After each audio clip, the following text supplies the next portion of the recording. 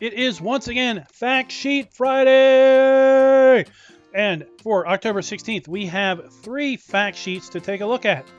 Like previous videos, we are going to not just look at the speeds and feeds of the fact sheets, but we are also going to try to interject some information about the real-life equipment, as well as some comparatives to the existing in-game and DLC items.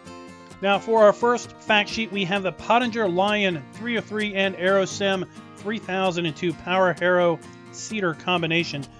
This combination holds 1,250 liters of seed, requires 165 horsepower to operate effectively, costs $40,000 or euros, and has a working speed of 9 miles per hour. Now, if we take a look at what we have available in-game, we have the Vanderstad Spirit R300S for $30,000, as well as the Salvis 3800 for $32,000.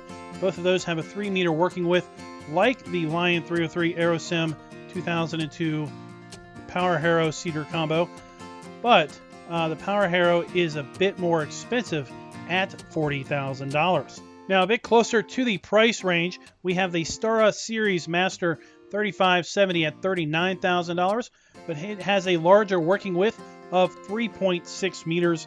If we extend our look into the DLCs, we see the Cooverland E-Drill Maxi is 3 meters and $34,500. Now, only the E-Drill Maxi includes Power Harrow functionality, but again, it is $5,500 cheaper than the Pottinger Lion 303 AeroSem 2002 Power Harrow seeder combination. Now, if we look up this unit in real life, we're going to see that this comes in 2 varieties, 3002 at 3 meters and the 4002 at 4 meter working width, but at least for now, looks like we're only going to get the 3002 variant. This seeder Power Harrow combo will work with wheat, barley, oats, canola, soybeans, oilseed, and grass, and due to its weight, the SB 700 or heavier front weight is recommended. Now, looking at the Pottinger website, the 302 in real life has a weight of 2,811 pounds or 1,275 kilograms. Our second fact sheet of the day is the Pottinger Novacat 301 Alpha Motion Master. Wow, that is a mouthful of a product name. Now, I can just imagine Ryan from How Farms Work saying, I'm going to take the Pottinger Novacat 201 Alpha Motion Master front mower hooked up to our AB TT281 Plus and head over to the back 40 and cut some ryegrass. And then I'll see if he falls over from a lack of oxygen. Now, on a serious point, this is an award-winning line of mowers and comes in 2 varieties, the Motion Master and the Motion Pro. Now, according to the website, the Motion Master is 34 centimeters or just over 13 inches closer to the tractor versus the Motion Pro, which according to the website provides better center of gravity, making it easier to use with smaller machines and providing better stability and handling on steeper ground, which is something we might just see in an Alpine environment. We have in-game the Novacat 301 ED for $19,000 at 3.1 meter working width. The Motion Master here comes in at just $16,000 and has a horsepower requirement of 60 horsepower, making it the lowest horsepower required front mower yet in-game, again with a working width of 3.1 meters.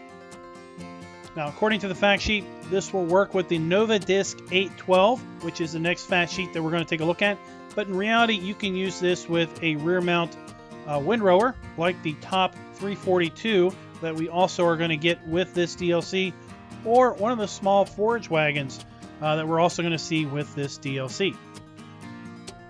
Now, for our last fact sheet today, we have the Pottinger Novadisk 812.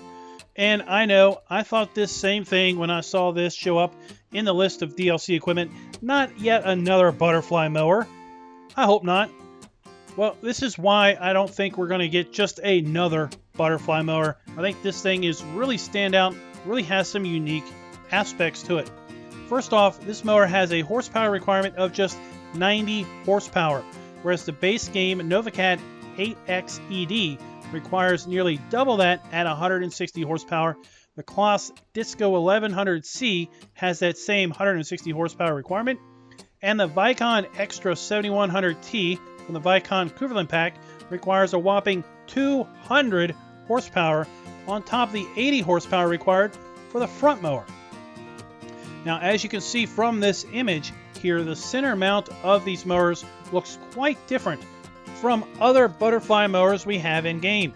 And reading about the real-life 812, I am hoping Giants brings some of the features into the game that I was reading about. But before we talk about those features, look at the flowers on this grass.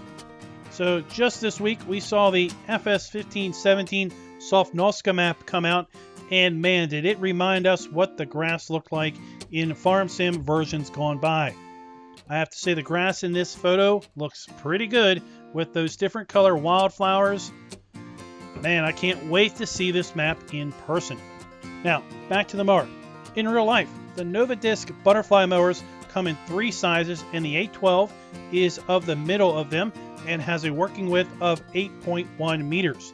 The website says that when combined with a front mower that is 3.01 meters, now remember the front mower that we just looked at has a working width of 3.4 meters. There is an overlap of 52 centimeters or about 20 inches on each side. Now you might ask, why should I care? Well, this provides better coverage when turning, so you don't have areas being missed. Also says that this can help on hillsides for the same purpose of not missing grass between the front mower and the rear mowers.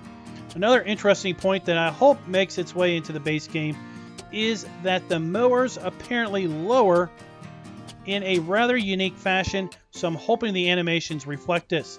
The website says the mowers lower so the outer edge of the mower makes contact with the ground first. Now think about that a little bit.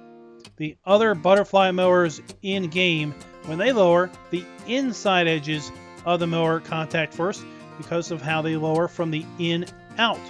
What this means is they lower from the out in. Kind of an interesting concept. It also says that these mowers have the ability to operate in a negative angle, a down angle if you will, which means that these can follow terrain much better, not just terrain that is higher than the tractor by a few degrees, but it has a operating range of up to negative 30 degrees. And as you see in this photo right here from the Pottinger website, we've got this mower working on an embankment where both sides are basically lower than the tractor itself in the middle. Okay, so let's wrap this up by looking at the rest of the specs. The mower is going to cost you a cool $28,500 or euros, has a horsepower requirement of 90 horsepower, and again has a working width of 8.1 meters.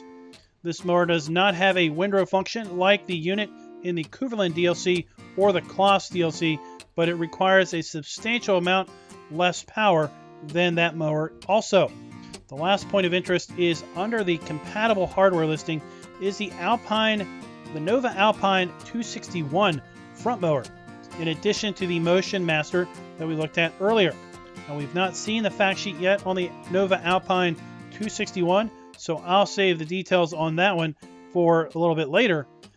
But I do want to leave you with this little gem of a photo that I found on the Pottinger website for the Nova Alpine 261 mower. And I have to say, I had to take a double look at this photo to make sure that it wasn't a screen grab from the upcoming map. Guys, that is going to do us for our fact sheets today, October 16th. We have just 3 more weeks of fact sheets until we have release week on November 12th. So until next time, happy farming.